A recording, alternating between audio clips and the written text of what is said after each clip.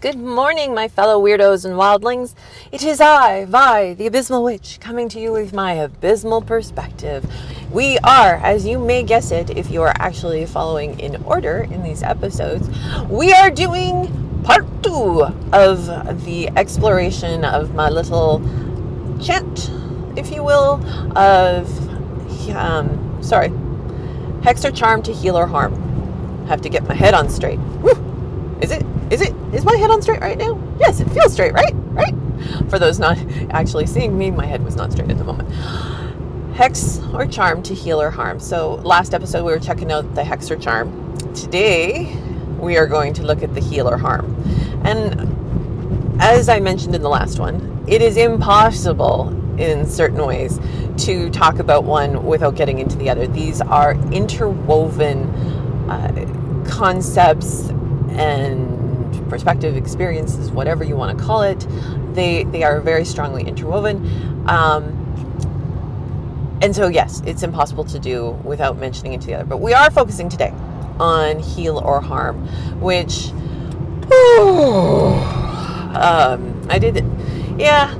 it's somewhat of a toughier one, because this one I really got to poke at our fundamental beliefs of what is heal and what is harm. And I have talked about some of this, I am certain, in a Pennies in the Well episode many moons ago. But hey, you know what? My perspective may have shifted. My ability to express it shifted.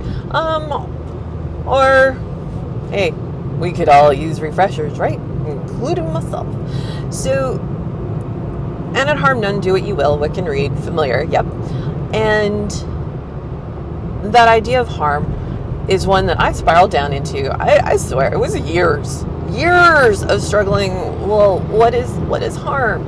And as I mentioned last time, you watch The Good Place. I didn't make it through the last season, unfortunately, though I know how it ended. Or do I? I don't remember. I know what the big twist was, because obviously I watched through that part. Now that was a true tangent of no purpose. Aside from pointing out that The Good Place pointed out that depending on how you are viewing harm, it is impossible to do anything that does not cause some form of harm whatsoever. We're going to pause for a moment. Somebody's, possibly hurt. 1 second. It's okay. A kid, okay, I say kid because I'm in my 50s.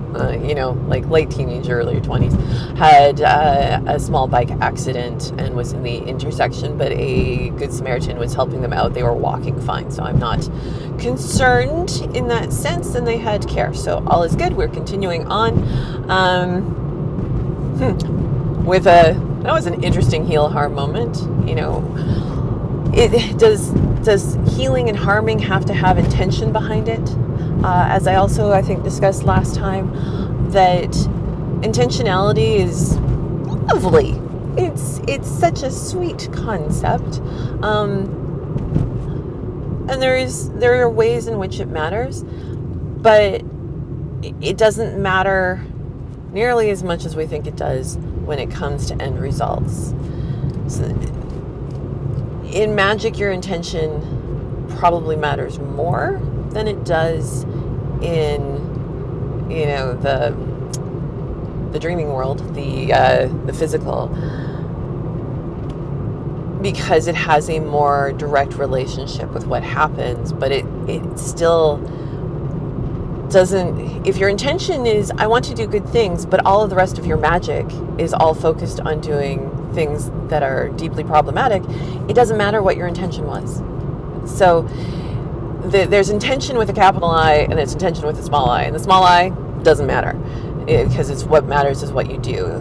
Capital I intention is a different thing, probably a different podcast. So,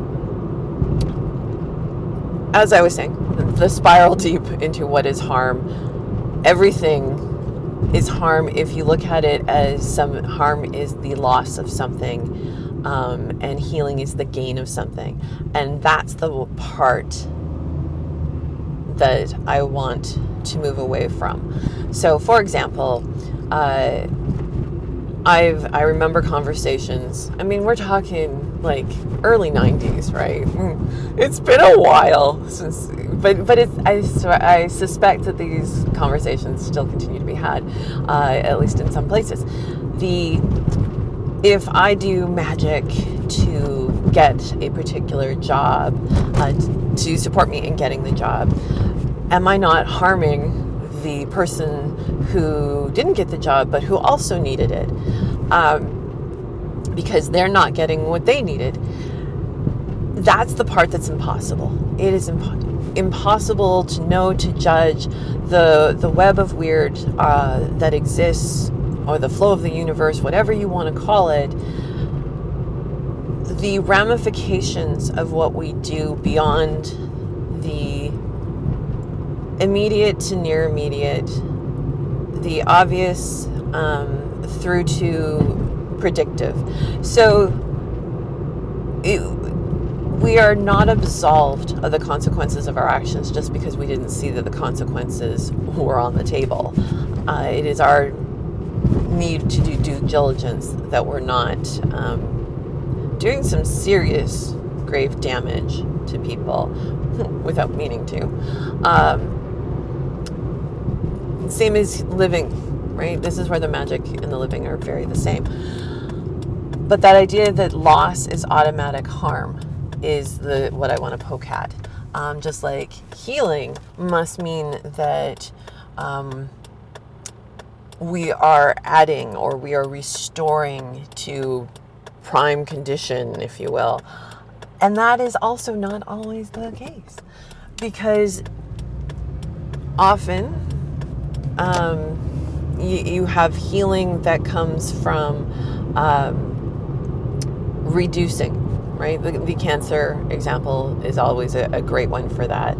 You do not want to encourage growth. You do not want more. You actually want less. You want to use essentially death magic, if you think about it, and take in that cancer and go, you be done now. Adding things in. If somebody healing, so even taking that idea of healing, you've got somebody who is terminal, right?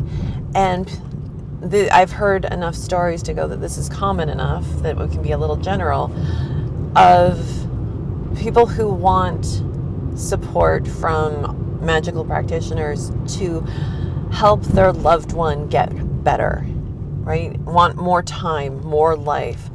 Well, at that point, if the healer was to gift more life, more energy, more resilience, more time, that arguably would be harmful, not healing. It is a level of conceptual healing. It is how we conceptualize healing, even, right? We're bringing more of that online. But if we look at the impact to the whole of the person's being, so their spirit, their soul, their soma, that is probably harmful, at least in some of the cases. It has been the case in enough cases. And that's where, just know, I'm not saying that all terminal people, you have to evaluate on the case in front of you, on the body, the person in front of you. That's the golden rule. There is no global sweeping statement of if then this, then that. For doing this type of work, you have to be nuanced. You have to get into the specifics of the person and the situation and know that you do not know everything. You don't. There are always things that we are unaware of until maybe afterwards we find out, maybe we don't. So healing automatically being something that we're making soma stronger, for example. Not necessarily soma being living body. I just prefer it to body. Living, not thing. So it's just like harm. My favorite example for, and I've used this for probably over 20 years, for the way in which people view harm and then the reality of harm, is the people who are in a relationship, one of them doesn't want to be there, and rather than coming right out and going, you know what, this isn't working for me, peace, have a good life, I'm sorry, bye-bye, they don't want to hurt the person, because we assume that hurting equals harm. Right, that's another underlying component we have closely tied into the concept of harm that isn't actually connected to it. Hurt does not automatically mean harm. So they're like, oh, if I hurt them, because in this case, the greater hurt, if you will. So, I mean, maybe hurt is part of harm, but it is not the one that any hurt. Perhaps it's the balance of hurts and damage. Maybe it's damage, not hurt. Maybe it didn't hurt, but the damage is high. Also possible, right? So it's in the case of the relationship, somebody goes out that they think is less painful. It's less painful and hard for them. But for the person on the receiving end, it is absolutely not, because you have left them confused. You have left them without clarity. Clarity is kindness. Thank you, Brene Brown.